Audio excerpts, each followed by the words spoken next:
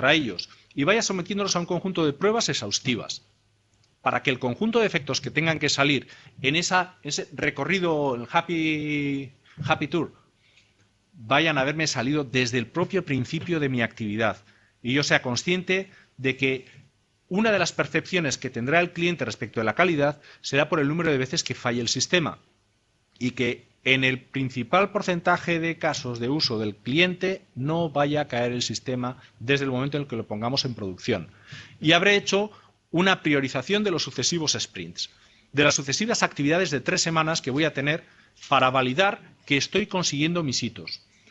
La bondad de un modelo que lo que define son hitos al final de cada tercera semana es que cuando piensas en un proyecto que tú estás realizando, que es un proyecto relativamente largo, en el que no ves que de verdad acabas las cosas hasta que no terminas cada uno de los hitos que acaba el proyecto, es que tienes ventanas de indefinición para ti largas. Sin embargo, si yo lo que pienso es que voy a hacer incrementos de 3 semanas, lo que he hecho ha sido, en primera etapa, priorizarlos y definir cuáles han sido las sucesivas escalas de incrementos que voy a tener. Y ahora ya tengo el primer incremento. Mi plan lo que controla son el alcance de cada uno de ellos, las dependencias posibles entre ellos y el conjunto de sincronizaciones que voy a tener con agentes externos, ¿no? Que era un punto que, por ejemplo, echaba de menos que no comentarais, que era las sincronizaciones que puedes tener con agentes externos al propio proyecto y al cliente, no las veía mapeadas dentro de las cosas que pensabais. No pienso que sea porque no las consideráis, ni mucho menos. Pero sí sería relevante a la hora de decir, al hilo de lo que comentaba Carlos, la necesidad del plan. En el plan hay un conjunto de cosas que yo creo que sí son relevantes y son aquellas que representan puntos de coordinación que van a poder tener un impacto en el proyecto. Si yo, por ejemplo, para la instalación final del sistema dependo de que el cliente haya instalado una granja de servidores, para mí sí será un hito de dependencia importante y lo habré marcado en mi plan de proyecto porque hay unas cuantas actividades en mi proyecto que tendrán una dependencia directa con ellas. Y si esta se retrasa, voy a poder ser capaz de predecir cuál es el impacto en las fechas de entrega del proyecto. Pero voy a centrarme en el primer sprint. El primer sprint habitualmente es el de aterrizaje, qué, cómo, cuándo, para quién, visión. Hay veces que incluso ni software lleva. Llegamos el primero, en el que ya vamos a hacer software. ¿Qué es lo primero que hago? Comentáis claramente. Involucro a mi equipo en la estimación para buscar el compromiso. Curiosamente, el compromiso es la palabra que más se repite en el CMMI. Las 2 palabras más repetidas en el CMMI son compromiso e institucionalización. Y hablabais de la institucionalización de Scrum en vuestra organización. Por eso os decía que no estabais contando cosas distintas. Lo que pasa es que sí hay borregos por ahí que se creen que CMMI es hartarte de actas y hartarte de mariconadas. Hablabais del sprint de una persona. Yo he hecho una revisión de un proyecto de una sola persona, de una empresa que tenía el nivel 2 CMMI y tenía una carpeta que decía actas. Digo, bien, actas. Y entonces esa carpeta tenía 2 subcarpetas, internas y externas. Yo digo, externas con el cliente, internas estará vacía. Miro y digo, hostia, un fichero con periodicidad semanal.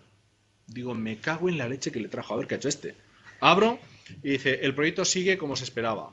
Abro la siguiente y dice, tenemos el no sé qué.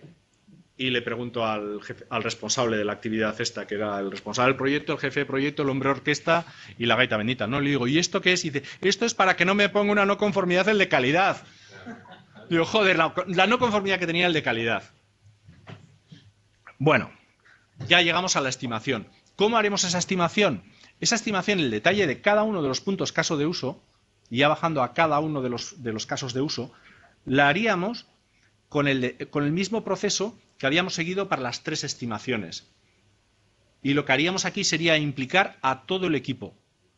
Si en el equipo tenemos singularidades de que hay alguna persona que es más especialista en testing y que es un tester que está participando con nosotros, le implicaríamos también en la actividad para evitar que tengamos el vicio que hay en muchas organizaciones que tengan el modelo de trabajo que tengan, llega el tester, el que tiene que probar llega el último día.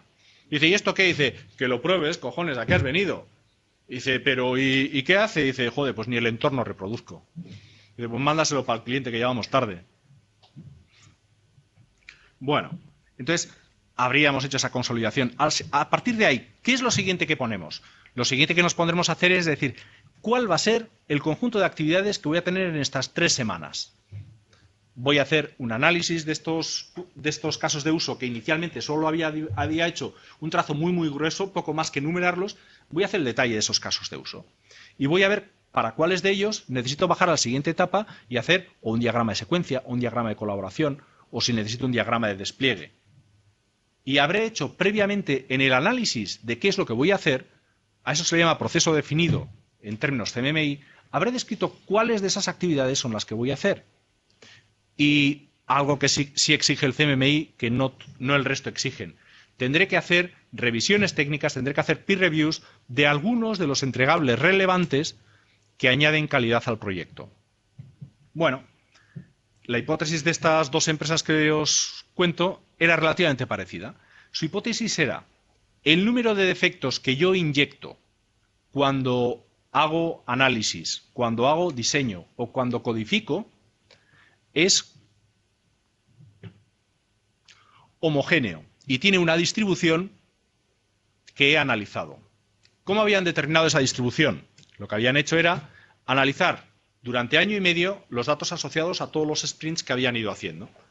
Y entonces ellos hacían el análisis de los casos de uso, hacían el diseño y hacían la codificación. Y entonces hacían peer reviews del análisis, peer reviews del diseño y peer reviews del código. Hacían una identificación de los defectos y hacían una traza de la fase en la que había sido inyectado el defecto. Eso lo que les permitía saber era cuál era su capacidad. ¿Y para atrás cómo se va?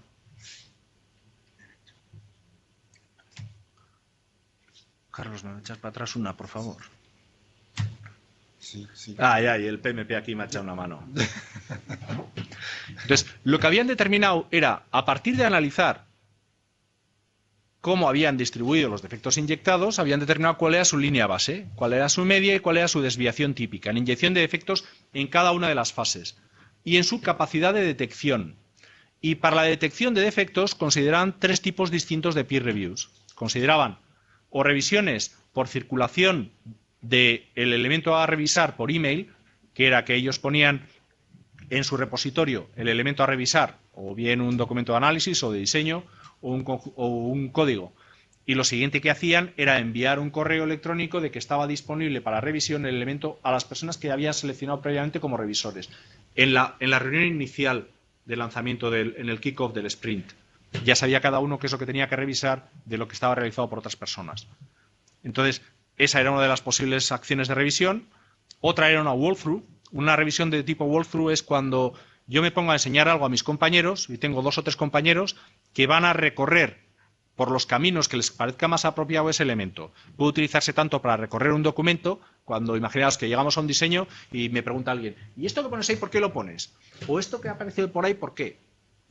No es una revisión reglada que yo empiezo por el principio y termino por el final, sino que voy recorriendo los puntos que me parece. O si pensáis en una walkthrough de código, es que yo me plante con mi programa, alguien tiene el diseño delante del programa y me diga, oye, ponnos esa variable a no sé qué cosa y esa otra a no sé qué otra y ejecuta a ver qué sale. Dice, uy, ¿ves cómo casca?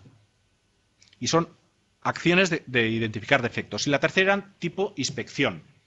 Las inspecciones son inspecciones tipo Fagan, que lo que consideran es que cualquier elemento a revisar, lo que hay que hacer con él es circulárselo a los revisores para que lo analicen y a partir de ahí hay un inspector que es ajeno a quien lo ha realizado, que lo presenta y es el que discute los hallazgos del conjunto de revisores. Y el autor, si le dejas entrar, calladito, y si no, ni le dejas. Y a partir de ahí se detectan el conjunto de defectos que has encontrado.